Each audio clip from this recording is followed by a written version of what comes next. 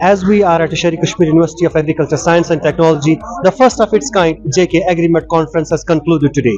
We have got Chairman JK Consortium Professor Dr. Ashraf Ganai with us. We would like to speak to him and know from him what has been the major takeaways from this conference. इस कांग्रेस में हमें कम से कम 750 delegates थे, जिसमें all together 4 session चले। तो पहले दिन हमने इनॉग्रल के बाद जॉइंट सेशंस किए, जिसमें हमें topics of common interest discuss किए। बहुत सारे इंटरनेशनल नेशनल फिगर्स आए थे, जिन्होंने बहुत सारी मेजर प्रेसिंग इश्यूज पे बात की।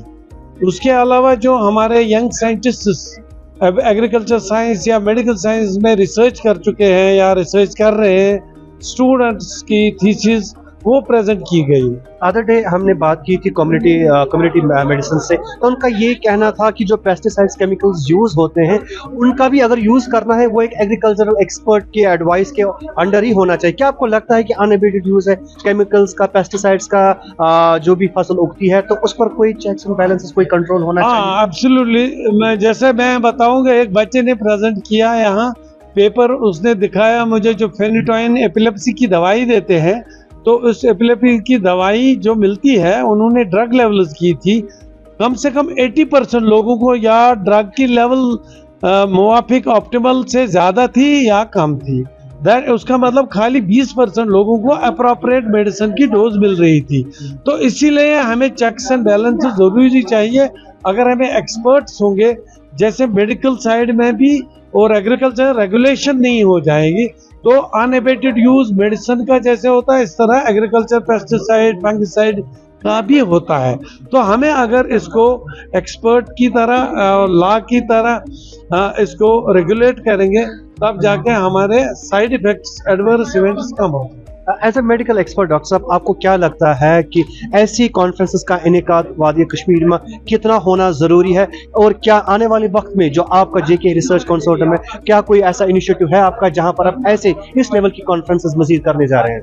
ना कि खाली वादी कश्मीर या जम्मू रीजन या लद्दाख, बल्कि पूरे देश में या कॉन्टिनेंट में इन कॉन्फ्रेंसेस की ज़रूरत है।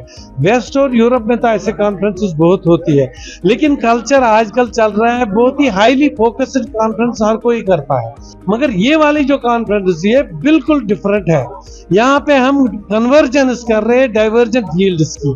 तो इन कॉन्फ्रेंसेस की ज्यादा जरूरत है, जहाँ हमें बहुत सारे वाइडर फील्ड्स आ जाएंगे, तो हम आपस में अपने आइडियाज, रिसर्च आइडियाज और दूसरे कॉन्सेप्ट इसको शेयर करेंगे।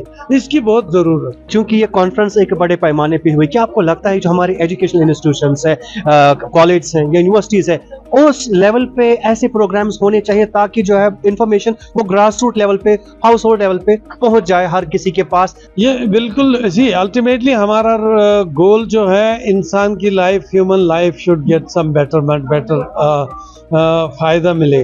तो उसके लिए जो भी इंस्टीट्यूशंस है, अगर वो ऐसे प्रोग्राम पहले एनकरेज करना चाहे, they should do these programmes for professionals.